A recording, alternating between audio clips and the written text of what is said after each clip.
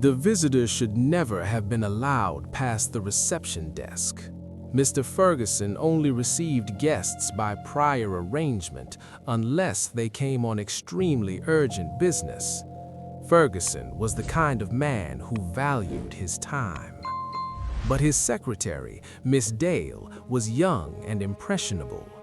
The visitor was elderly, dignified, dressed in an expensive suit and holding a cane. Miss Dale assumed he was someone important and led him straight into Mr. Ferguson's office. "Good afternoon, sir," the visitor said as soon as Miss Dale closed the door behind her. "My name is Esmond. I'm from the Elimination Service." He handed Ferguson a business card. "I see," Ferguson said, unable to hide his irritation at Miss Dale's mistake. "Elimination Service? I'm afraid I have nothing that needs eliminating." He stood up, intending to end the conversation. "Nothing at all?" "Absolutely nothing. Thank you for coming. I don't even have papers to dispose of." "In that case," Esmond said calmly, "your relationships with the people around you must be quite good, yes?" "What? What does that have to do with anything?" "You see, Mr. Ferguson, our service specializes in exactly that." "Don't mock me," Ferguson snapped. "I'm not mocking you," Esmond replied. "You're trying to tell me," Ferguson said with a smirk, "that you eliminate people?" "Yes, I cannot provide written proof. We avoid advertising, but I assure you our firm is reliable." Ferguson stared at the visitor. He didn't know whether to believe or laugh. It had to be a joke. Even a fool could see that. It couldn't be anything else. "And what do you do with the people you eliminate?" Ferguson asked. "That is our concern," Esmond said. "What matters is that they disappear." "I see, Mr. Esmond. Now what business do you really have with me?" "I already told you," Esmond replied. "Enough. This isn't serious. If I thought for a moment you were serious, I'd call the police." Esmond sighed and stood up. "In that case, you clearly have no need for our service. Your relationships with friends, relatives, neighbors, and your wife must be excellent." "My wife? What do you know about my wife?" "Nothing at all, Mr. Ferguson." "Did you speak to my neighbors? Small quarrels mean nothing." "I have no information on your family," Esmond said, taking his seat again. "Then why mention my wife?" "According to our records, most of our income comes from marital issues." "Everything is fine with me. My relationship with my wife is excellent." "Then yes, you have no need for the elimination service," Esmond said, adjusting his cane. "One moment," Ferguson said, pacing the room with his hands behind his back.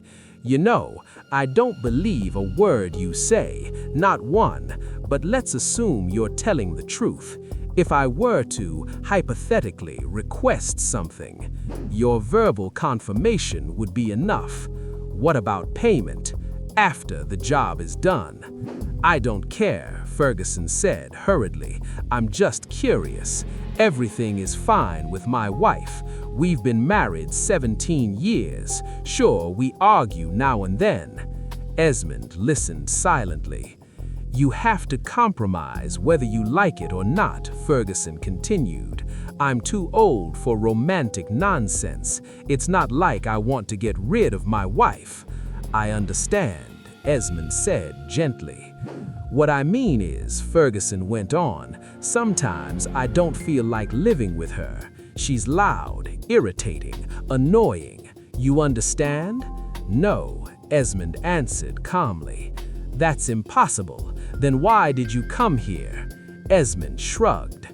"In any case," Ferguson said, "I'm too old to rebuild my life. But suppose I wasn't married. Suppose I had an affair with Miss Dale. That would be pleasant." "You're right. Miss Dale is a charming girl. No one would deny that." Esmond stood up and headed toward the door. "How can I reach you?" Ferguson asked involuntarily. "You have my card. You may call before 5 o'clock, but you must decide today. Time is money. Our schedule is strict."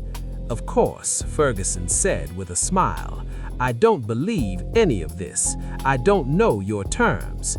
In your financial situation, our terms would seem insignificant. And later I can deny ever meeting you. Certainly. If you call, will you answer? Until 5 o'clock. Good day, Mr. Ferguson." After Esmond left, Ferguson realized his hands were shaking. The conversation had shaken him deeply, and he tried to push it from his mind. But it wasn't easy. No matter how hard he worked, Esmond's words rang in his ears. Somehow, the elimination service knew something about his wife, and Ferguson had admitted her flaws.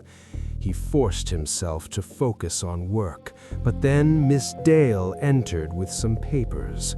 Ferguson couldn't help noticing how beautiful she looked. "Do you need anything else, Mr. Ferguson?" she asked. "What? No, not for now," he said. After she left, he stared at the door for a long time. Working was pointless now. He decided to go home. "Miss Dale," he said, putting on his coat, "I'm being called. More work is piling up. Perhaps one evening we could work late together?" "Of course, Mr. Ferguson," the girl replied. At home, his wife had just finished the laundry. Mrs. Ferguson was a short, rather unattractive woman. She looked surprised to see him. "You're home early," she said. "Yes. Is it forbidden to come home early?"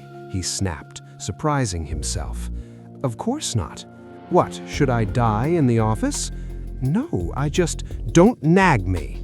"I'm not nagging," she shouted. "I'm resting," Ferguson said, and went upstairs. He stopped by the telephone. He checked the time, 5:15. Ferguson paced anxiously. He glanced at Esmond's business card, and Miss Dale's beautiful face appeared in his mind. He hurriedly picked up the receiver. "Elimination service? This is Ferguson." "Esmond speaking. What is your decision, sir?" No, I don't need your service," Ferguson shouted. "Are you certain, Mr. Ferguson?" "Yes, I'm sure. You should be behind bars. Goodbye, sir." He slammed the receiver down, feeling as if a weight lifted from his shoulders. He rushed downstairs. His wife was cooking the fried meat he hated, but it didn't matter. He was ready to overlook small annoyances now. The doorbell rang. "It must be from the laundry," Mrs. Ferguson said while preparing salad. "Would you answer the door?" "Yes." Ferguson opened the door. Two men in identical uniforms stood there, holding a large sack. "Are you from the laundry?" Ferguson asked. "No, elimination service," one of them said. "But They twisted his arms behind his back with professional ease and slipped him into the sack. "You have no right!" he screamed. They dragged him down the garden path. A car door opened and the sack was thrown inside. "Is everything in order?" he heard his wife's voice. "Yes, ma'am. Our schedule changed. Your request was approved at the last moment." "Excellent," Mrs. Ferguson replied. "I spoke earlier today with Mr. French from your firm.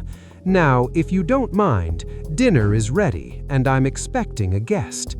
The car started moving. Ferguson tried to scream, but the sack muffled his voice. Tears streamed down his face as he asked himself, "What guest is she expecting?